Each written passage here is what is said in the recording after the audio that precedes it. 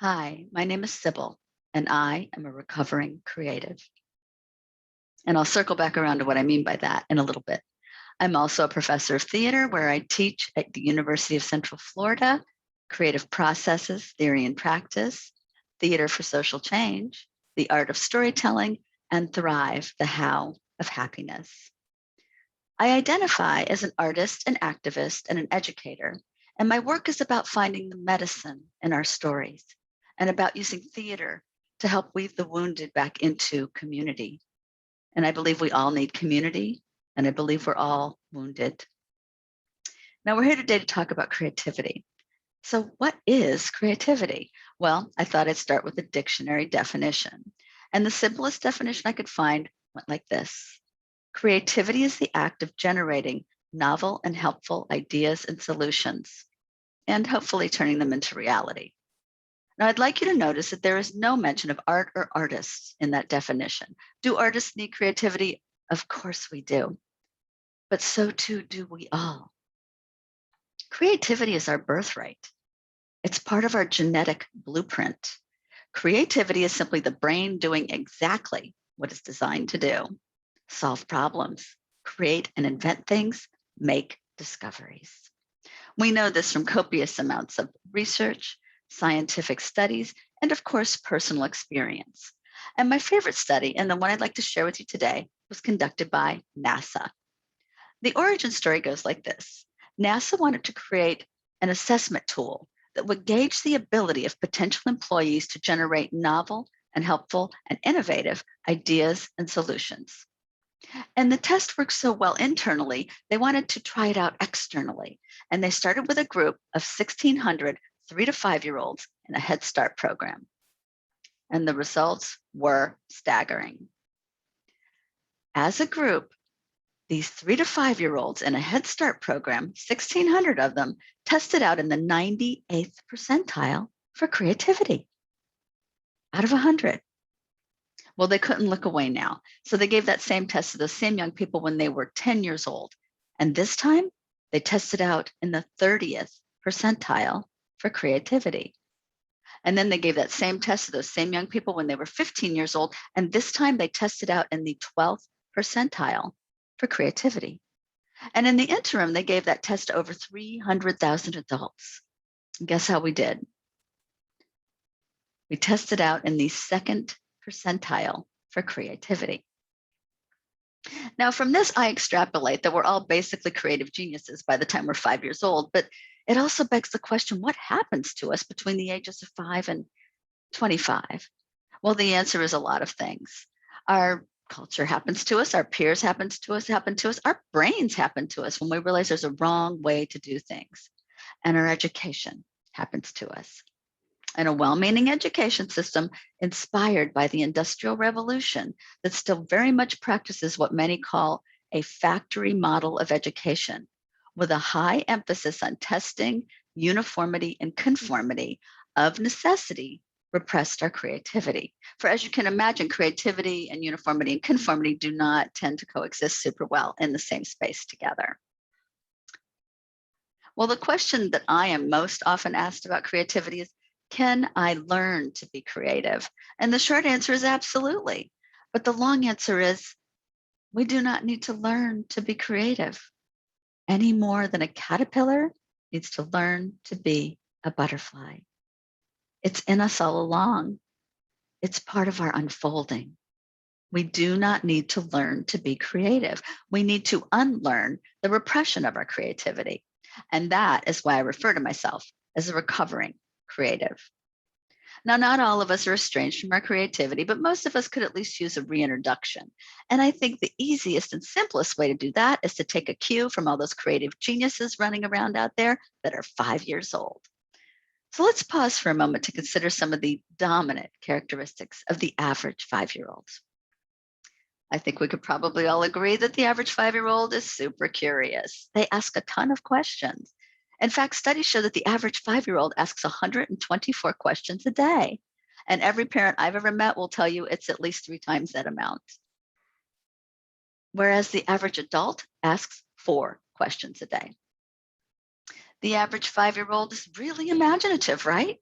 They daydream, they practice what I call free range brain. And it turns out that the brain needs this kind of idle time in order to function optimally. That's why we have those epiphanies that wake us up out of a dead sleep at 3 a.m, or we figure out the solution in the shower or on that long walk. The brain is on idle, it immediately starts doing its job, solve problems, create and invent things, make discoveries.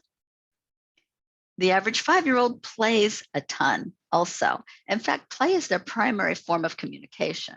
And it turns out that play is incredibly beneficial for us, and we should play throughout our lifetimes. Play improves brain functionality. Play generates endorphins, which are the feel-good chemicals. And play almost always creates friendships and community, which are crucial to us as social creatures. 5-year-olds are also resilient mistake makers and risk takers. They inherently understand that mistake making and failures are a necessary part of the learning process. Thomas Edison, who is still regarded as one of our most prolific American inventors, once said, "I make more mistakes than anyone I know. And eventually, I patent them." I used to have a sign on my door that said, "Try, fail, try again, fail better, for that is how we learn." And the last dominant characteristic of the average 5-year-old I'd like to discuss is that they are a little bit defiant. And what I mean by that is probably best illustrated in a story. And the story goes like this. There was a little girl drawing in class, and the teacher approached her and said, "Oh, what are you drawing?" And the little girl said, "God." And the teacher said, "Oh, but nobody knows what God looks like." And the little girl said, "Well, they will in a minute." So that's what I mean by being just a little bit defiant. So the average 5-year-old, they're curious. They ask a ton of questions. They're imaginative. They practice free range brain. They play, play, play.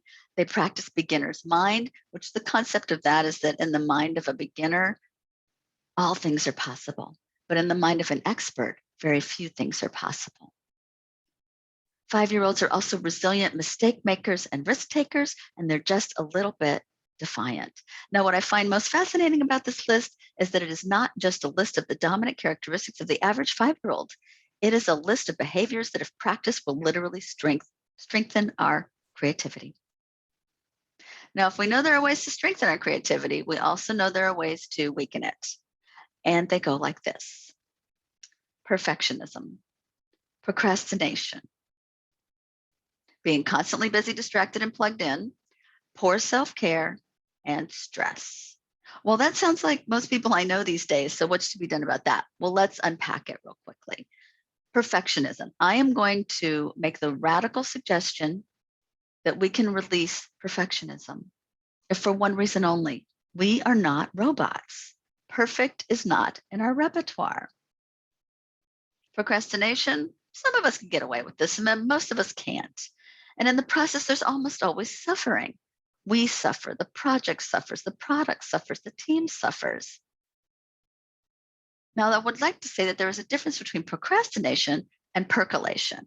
Procrastination, we are denying and avoiding. Percolation, we are working on it in the background. Being constantly busy, distracted, and plugged in, well, this connects directly to what I was saying earlier about how the brain needs idle time in order to function optimally. If we're always busy, if we're always distracted, if we're always plugged in, the brain can't do its job, which is solve problems, create and invent things, make discoveries. Poor self-care. Okay, think of it this way. You're a bank, the bank of you. If you never make deposits in the bank of you, and you only ever make withdrawals from the bank of you, eventually you become what? Overdrawn, bankrupt. And the last one, stress.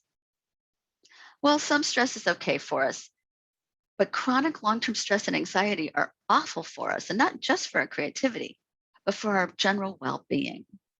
But when we release perfectionism, procrastination, being busy, distracted, and plugged in all the time, when we practice self-care, our stress levels tend to plummet.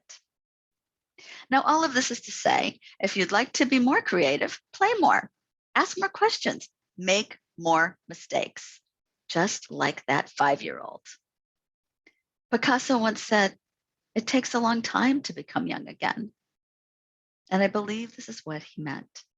This kind of slow reclaiming of our creativity with an eye not on becoming more childish, but on becoming more childlike.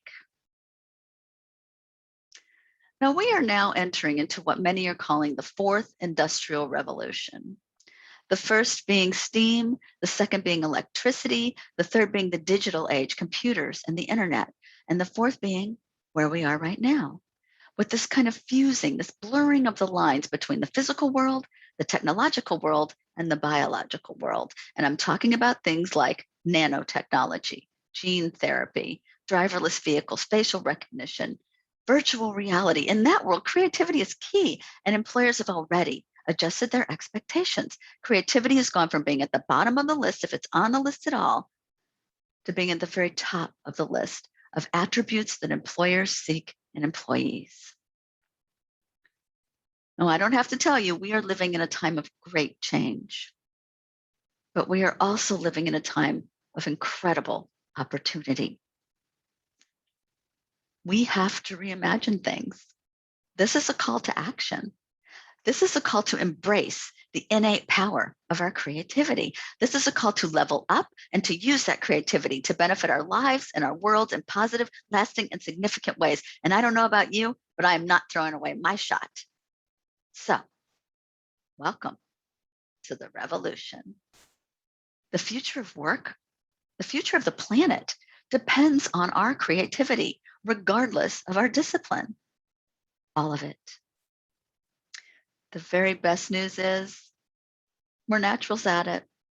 We're encoded for it. We are rocking it out by the time we're this many years old. All we have to do is invite our creativity not just to come out and play, but to lead the way. Thank you.